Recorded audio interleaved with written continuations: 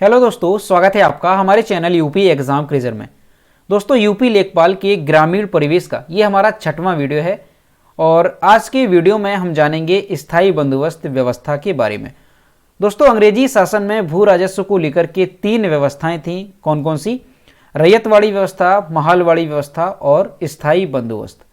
इससे पहले हम जो 2 व्यवस्थाएं हैं, रैयतवाड़ी व्यवस्था और महालवाड़ी व्यवस्था, इसके बारे में डिटेल पूर्वक हमने अलग अलग वीडियो बनाए हैं। तो अगर आपने वो वीडियो नहीं देखे हैं तो उसे आप एक बार जरूर देखें। उसकी लिंक आपको वीडियो के डिस्क्रिप्शन में भी मिल जाएगी और इसके अलावा आप चैनल की प्ले लिस्ट में जाकर के भी वो वीडियो देख सकते हैं। तो चलिए आज का वीडियो स्टार्ट करते हैं। आज के वीडियो में हम स्थायी बंदोबस्त जो व्यवस्था थी इसके बारे में विस्तार पूर्वक जानेंगे कि इसके क्या गुण थे और इसके क्या दोष थे। तो चलिए शुरू करते हैं। तो सबसे पहले जानेंगे कि स्थायी बंदोबस्त व्यवस्था क्या थी। स्थायी बंदोबस्त अथवा स्तंभरारी बंदोबस्त ईस्ट इंडिया कंपनी और बंगाल के जमींदारों के बीच कर वसूलने से संबंधित एक स्थायी व्यवस्था हेतु सहमति समझौता था, जिसे बंगाल में लॉर्ड कॉर्नवालिस द्वारा 22 मार्च 1973 को लागू किया गया था। इसके द्वारा तत्कालीन बंगाल और बिहार में भूमि कर वसूलने की जमींदारी प्रथा को आधिकारिक तरीका चुना गया और बाद में यह कुछ विनियामकों द्वारा पूरे उत्तर भारत में लागू किया गया। दोस्तों, ये जो स्थायी बंदोबस्त व्यवस्था थी इसे और भी नामों से जाना जाता है। तो कौन कौन से नामों से जाना जाता है? तो जमींदारी व्यवस्था, इसके अलावा जागीरदारी, मालगुजारी, विस्वेदारी, ये इसके कुछ अन्य नाम हैं। तो ये भी आपको यहाँ पे ध्यान रखने हैं। तो यहाँ से आपको क्या ध्यान रखना है कि जो स्थायी बंदोबस्त व्यवस्था थी इसे किसने लागू किया था? सबसे इंपॉर्टेंट क्वेश्चन यही है। तो लॉर्ड कॉर्नवालिस द्वारा इसे लागू किया गया था। और कब किया गया था? तो 22 मार्च 1973 को इसे लागू किया गया था। दोस्तों, जो रैयतवाड़ी व्यवस्था थी उसे किसने लागू किया था? तो सबसे पहले उसे कैप्टन रीड ने लागू किया था। लेकिन अगर आपसे ये पूछा जाए कि रैयतवाड़ी व्यवस्था के जनक कौन है, तो कैप्टन रीड और टॉमस मुनरो उसका जनक माना जाता है। और जो महालवाड़ी व्यवस्था थी उसे किसने लागू किया था? तो हॉल्ट मैकेंजी ने महालवाड़ी व्यवस्था को लागू किया था। उसके बारे में विस्तार से अगर जानना है तो वो वीडियो आप लोग जरूर देखें। चलिए आगे देखते हैं। इस व्यवस्था के अंतर्गत जमींदारों को एक निश्चित राशि पर भूमि दे दी गई। जमींदार की मृत्यु के पश्चात उसके उत्तराधिकारी को भूमि का स्वामित्व प्राप्त हो जाता था।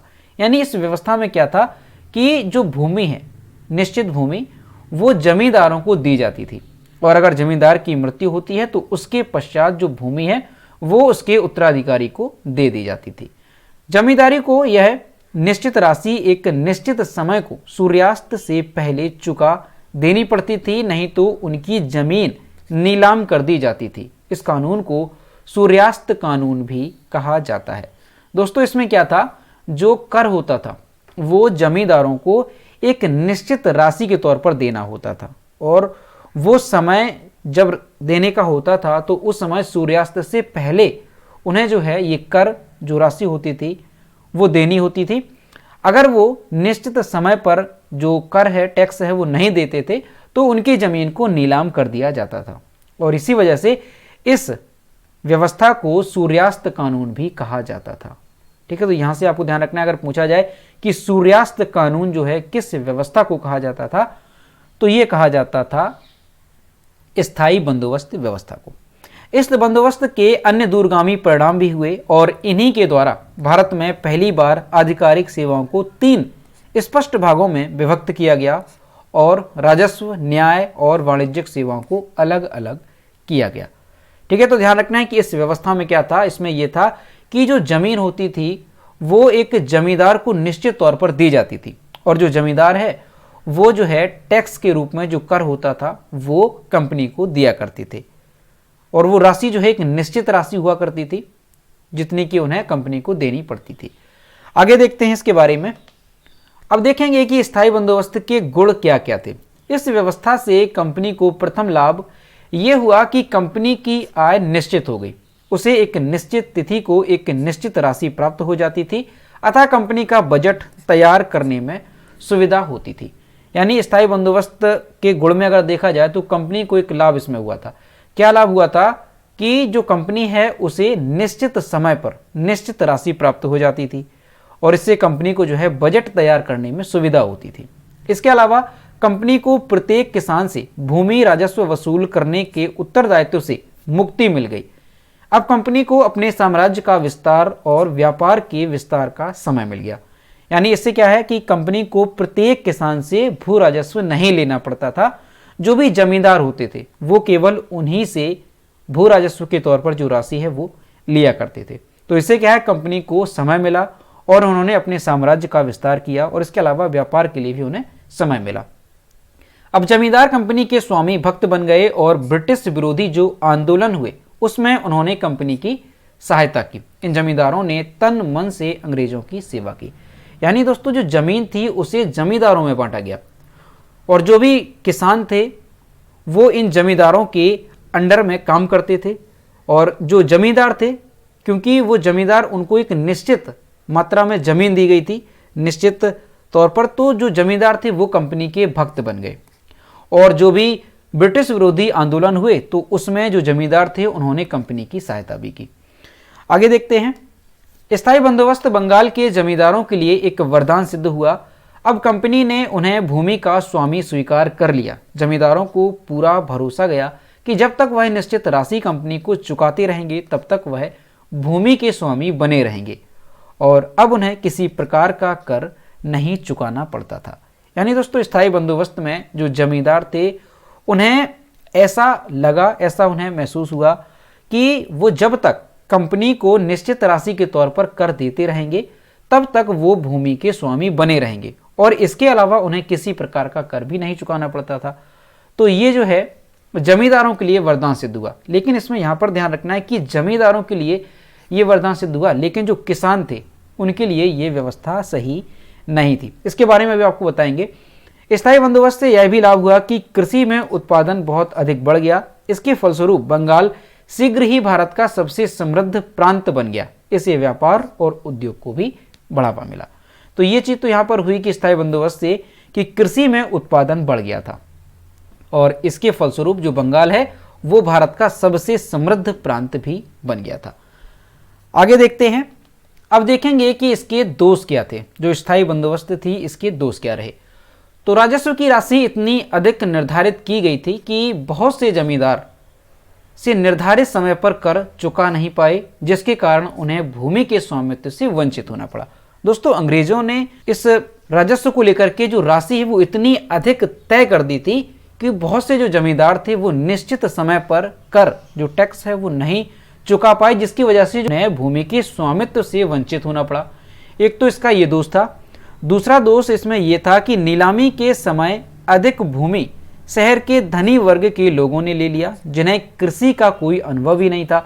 यह लोग किसानों से बहुत अधिक राजस्व लेते थे। दोस्तों इसमें क्या हुआ कि जब कोई भी जमींदार समय पर टैक्स नहीं चुका पाता था तो उस भूमि को नीलाम कर दिया जाता था।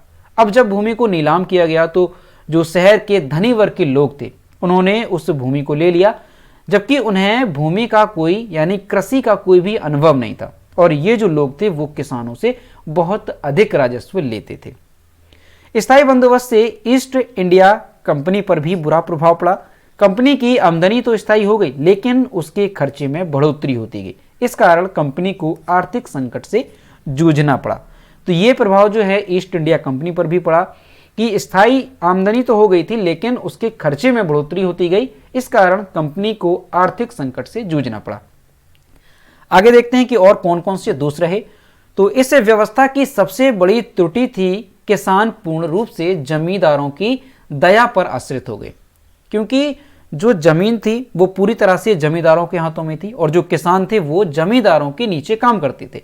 तो इस तरह से जो किसान है वो पूरी तरह से जमींदारों की दया पर आश्रित हो गए। जमींदार को जमीन का मालिक और किसान को उनका रैयत बना दिया। किसानों का जमीन पर से सभी मालिकाना हक छीन लिया गया। इसके घातक परिणाम हुए, इसे कृषि उपज कम हो गई। यानी जो किसान थे उनका कोई अधिकार नहीं था जमीन पर। तो इससे क्या हुआ कि जो कृषि उपज थी वो भी कम हो गई। दोस्तों और भी अगर देखें कि किसानों को इसमें क्या समस्याएं हुई। अब दोस्तों जो जमींदार होते थे वो किसानों का बेरहमी से शोषण करने लगे। किसानों से बेगार, भेंट और उपहार लिया जाने लगा। किसानों को जमीन पर कोई अधिकार नहीं रहा, वे सिर्फ जमीन पर कार्य करते थे। इस नई व्यवस्था के कारण किसान दिनों दिन गरीब होते चले गए। गरीब किसानों को अपने अधिकारों की रक्षा के लिए कोई कानूनी संरक्षण भी प्राप्त नहीं था जहां पर वो जाकर के अपनी शिकायत कर सकें। समाज में आर्थिक शोषण और सामाजिक विषमता की खाई बढ़ती चली गई।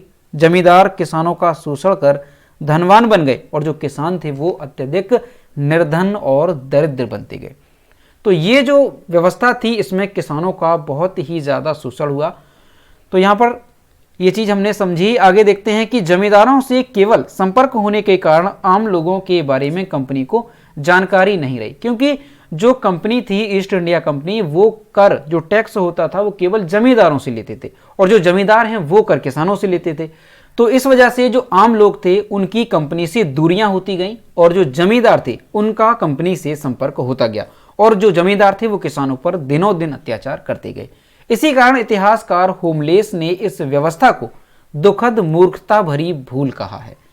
देखिए यहां से क्वेश्चन इस तरह से भी बन सकता है कि जो ये व्यवस्था थी स्थायी बंदोबस्त, इसे किसने दुखद मूर्खता भरी भूल कहा है, सैड ब्लंडर कहा है? तो आपको ध्यान रखना है इतिहासकार होमलेस ने, इनका नाम काफी इंपॉर्टेंट है।